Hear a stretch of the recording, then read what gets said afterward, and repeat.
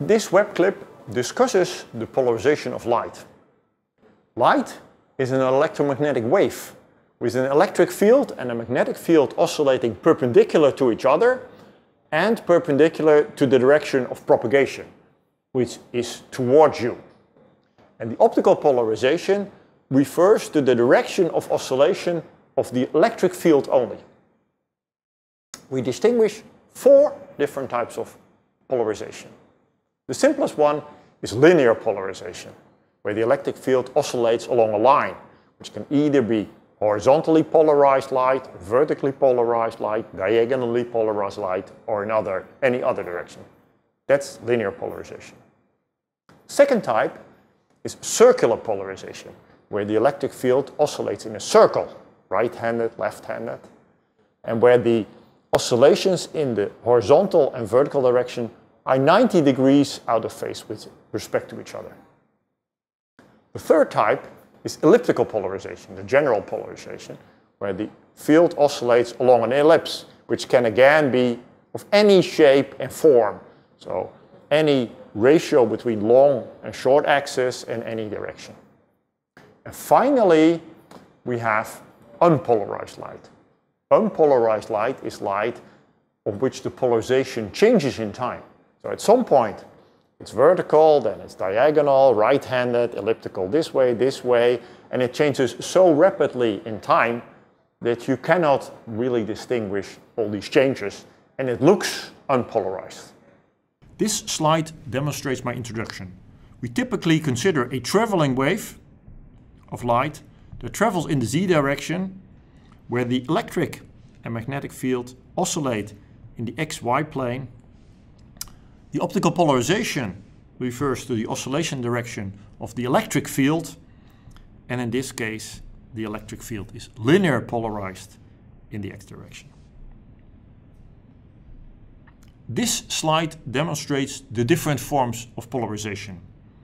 In my hand waver introduction, no pun intended, I discussed 4 forms of polarization. 1 unpolarized form, which is a mixture of the other 3 forms, and 3 polarized forms, which are shown in this picture. So, as usual, we consider a field propagating in the z direction with oscillations in x and y direction. And the general form of oscillation is along an ellipse, like here, where there's no particular relation between the amplitudes of the fields and the phases of the fields, here expressed in this phase difference delta phi. So the general form is elliptical. There are, however, 2 special forms of polarization indicated here. Linear polarization you get when the phase difference between the fields is 0. So when the fields oscillate in phase. And then naturally the electric field oscillates along a line. For instance, you can have X polarized light, you can have Y polarized light, or you can have light polarized in an arbitrary direction oscillating along a line. And it's indicated here, of course, by the amplitude of the field in the X direction, amplitude of the field in the Y direction, and together they determine the direction of the linear polarization.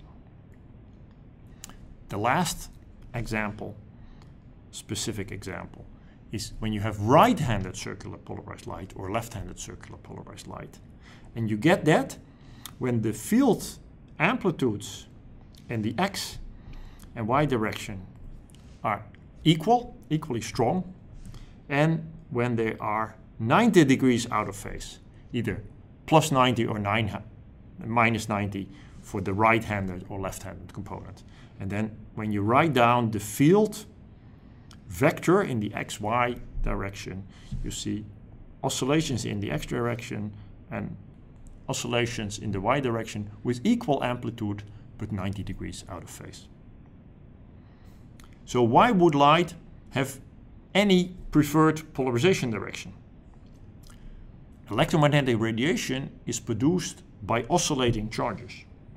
And if these charges oscillates in a particular direction, then the light is naturally polarized because the electric field that is emitted is only emitted in the direction of the oscillation, or at least there is no field but emitted with a component orthogonal to the oscillating charges. So in the demonstration on the left, you see an oscillating dipole, oscillating charges, and you see the electric field emitted, a snapshot of the electric field, where at this point in time the electric field points up, here it points down, here it points up again, but you see there is no component out of this plane, so no component orthogonal to the oscillating charges. On the right hand, you see a false color plot of the intensity emitted in certain directions. Again, for charges oscillating up and down in what's called here the z direction, and you see there is no emission of light in the direction of oscillation, because if you look at the source in the direction of oscillation, you see the charges moving towards you and away from you, towards you and away from you, and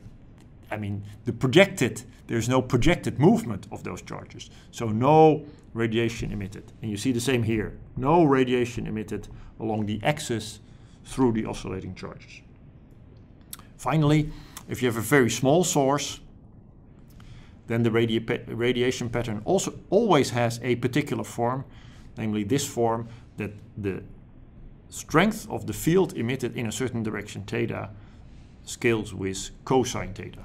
So strong field emitted in the direction orthogonal to the oscillating charges, where you see all the movement of the charges, and no field emitted in the direction along the line of oscillation of the charges. Next, we address the question, which light sources in nature emit polarized light?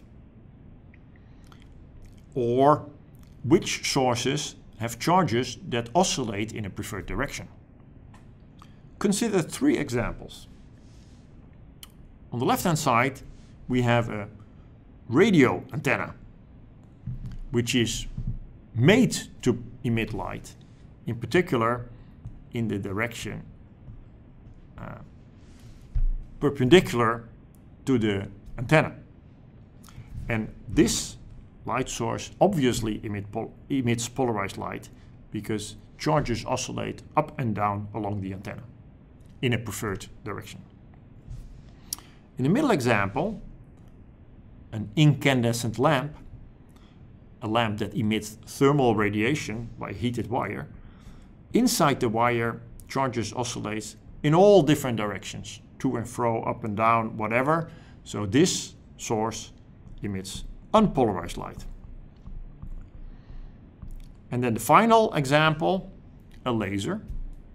A laser, you have atoms oscillating in all different directions, but at some point the laser reaches the lasing threshold, and that's rather subtle, that laser threshold, and typically only one of the two polarization modes is the first one to reach the lasing threshold. So if you consider light emitted by a laser, this light is typically polarized. It's typically linear polarized, in the same way as this light is polarized. Most sources in nature, like the sun, emit unpolarized light, as they don't have any preferred oscillation direction. This is different for scattered light. If you look at the blue sky with polarizer glasses, you notice that the blue sky, which gets its brightness and color from scattering of sunlight by air molecules, is polarized. This is demonstrated in this figure. If you look at light coming directly from the sun, don't do it, scary, you'll notice it's unpolarized. But if you look at the blue sky, in particular at an angle of 90 degrees with respect to the sun, you know that this light is polarized, because what you look at is light scattered from tiny molecules in the air in which charges oscillate as a result of illumination by the sun. And these charges, of course, oscillate in various directions. But if you look at this sketch, only one direction, this direction, emits efficiently towards the observer, whereas the other oscillation, maybe a different color, the oscillation in this direction, I mean, that emits in different directions, but not along the axis of its oscillation. So hence, scattered light is polarized, and the blue sky is polarized. Then, as an aside, you might wonder, why is the sky blue? And why is the setting sun red? Well, the answer is the sky gets its color from this scattering process, scattering for very small particles. And this scattering process is described as Rayleigh scattering, where the intensity of the scattered light scales with the frequency of the light to the 4th power. So that means that blue light with a higher oscillation frequency scatters way more efficient than red light. So the sky is blue because you see dominant fraction of blue scattered, and the sun, the setting sun, is red because the blue is removed by scattering and you only see the red. A polarizer transmits only one polarization component of the electric field, namely the electric field component in the direction of the transmission axis of the polarizer, in this picture like this. So if you have an incident field, in this case linear polarized, all you have to do is you have to decompose it into a component along the transmission axis of the polarizer and a component orthogonal to the transmission axis of the polarizer. And what the polarizer does is it removes the component orthogonal to the transmission axis, and it passes the component along the transmission axis. And it's a simple exercise to show that the amplitude of the transmitted light through a polarizer is just the amplitude of the incident light multiplied by the cosine of this internal angle. And now I'm talking about amplitudes, which of course means that the intensity transmitted by the polarizer, amplitude squared, contains the cosine of the angle squared. Also in this picture on the right hand side, here you have a transmission axis of the polarizer, incident field. You decompose it into a component parallel to the transmission axis perpendicular. This one is removed, and the transmission that you get is smaller by a factor cosine alpha in amplitude. To test whether you understood the action of a polarizer, let's consider this simple question, exam question. So we consider natural light, unpolarized light, and transmit it through 3 polarizers in a row. One oriented at 0 degrees, one oriented at 45 degrees, and one oriented at 90 degrees. And the question is, which fraction of the incident light is transmitted through this set of 3 polarizers? So think about it for a minute.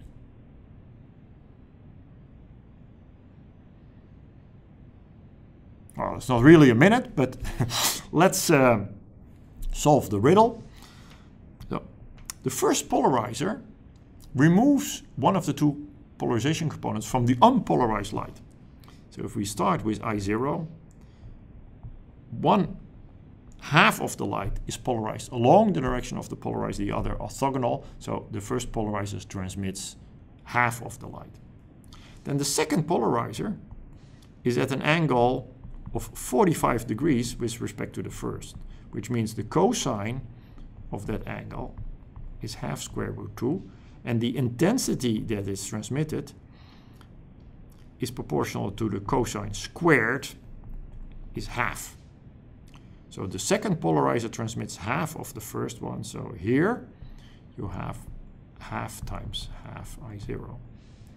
And the same happens in the final step, where again the final polarizer is oriented at 45 degrees with the intermediate one, so you have now half times half times half I0 is 1/8 I0.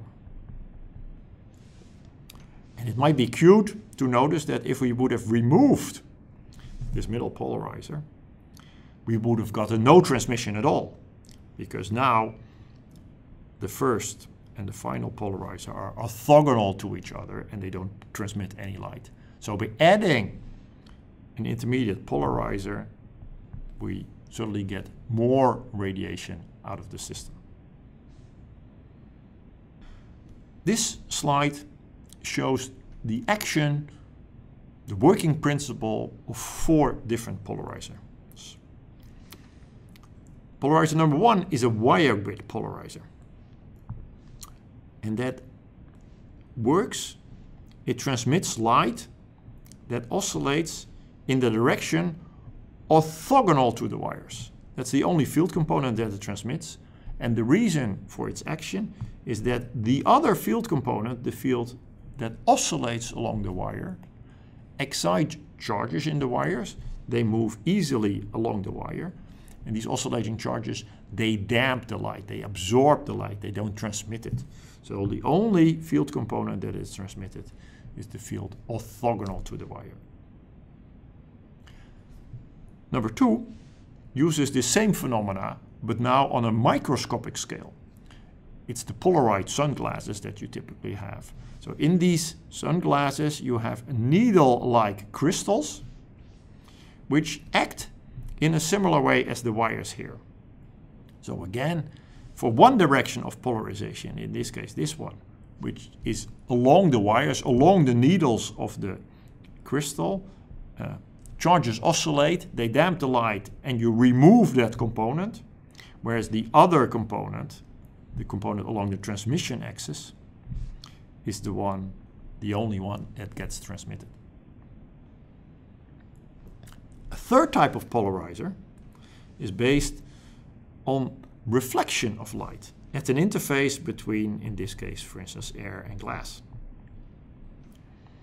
And the cute thing about reflection is that if you consider reflection at an angle from the surface normal, then this reflection amplitude is different for one polarization than for the other. So it's different for the polarization that oscillates out of plane than for the polarization that oscillates in plane. And there is even a particular angle called the Brewster angle, where this angle is 90 degrees, where the radiation in the reflection, in the reflected light, is purely polarized. And the electric field only oscillates out of plane in this picture. Finally, the final polarizer is a somewhat more complicated polarizer based on birefringence of materials. So birefringent materials are anisotropic materials where the light of one polarization propagates in a different way than of the other polarization. But I will make a special web clip for that. This slide shows some more details about the effect of reflection on the polarization of light. So it shows the intensity reflection, the fraction of the intensity reflected from an interface as a function of the angle of incidence, this angle, theta. For 2 polarization components. One, where the field oscillates perpendicular to the plane in this picture, so out of the plane, is traditionally called the orthogonal one, but also the S component from the German word senkrecht, from orthogonal. And the other component, the P component, is the parallel component, is the component in the plane. So this one. And you notice that if you look at the intensity of the reflection, so the intensity of this reflected beam with respect to the incident beam, then there is this particular angle called the Brewster angle, where the reflected light has a single polarization. So where the reflection of S-polarized light is reasonably high, 15% or so in this picture, but where the reflection of the p-polarized is absolutely zero. So where this light is nicely polarized. And the explanation for that is relatively simple. You must realize that reflection of light originates from the excitation of molecules in the medium that oscillate due to the incident light. And it's these molecules in the medium, in the glass for instance, the oscillation of these molecules is the cause of reflection. I mean, these molecules, they re-radiate light. And so if you look at this p-polarized light at oscillations of molecules in these directions, you will realize that if this angle is 90 degrees, the reflection effectively looks along the direction of oscillations of the molecules in the medium. And hence, there is no light emitted in this direction. No reflection for p-polarized light if this angle is 90 degrees. This is an example of the polarization dependence of reflection. So you have two pictures. You look at light reflected from windshield through polarizers, but for one picture you rotate the polarizing glasses by 90 degrees with respect to the other. And the question is, what was the orientation of the polarizer for the two different pictures? If you think about the polarization dependence and the story about Brewster angle, you might realize that if the transmission axis of the polarizer is in this direction, the reflection you look here is the reflection of p-polarized light in the plane of the incident and the reflected light. Whereas, and that reflection is zero at the Brewster angle. So for this picture, the transmission axis of the polarizer was oriented vertically, whereas for this picture is what it was oriented horizontally. So here you looked at S-polarized light, and S-polarized light doesn't show any peculiar features if you go off axis. It just increases as a function of axis. And here you looked at p-polarized light with polarizer glasses oriented vertically.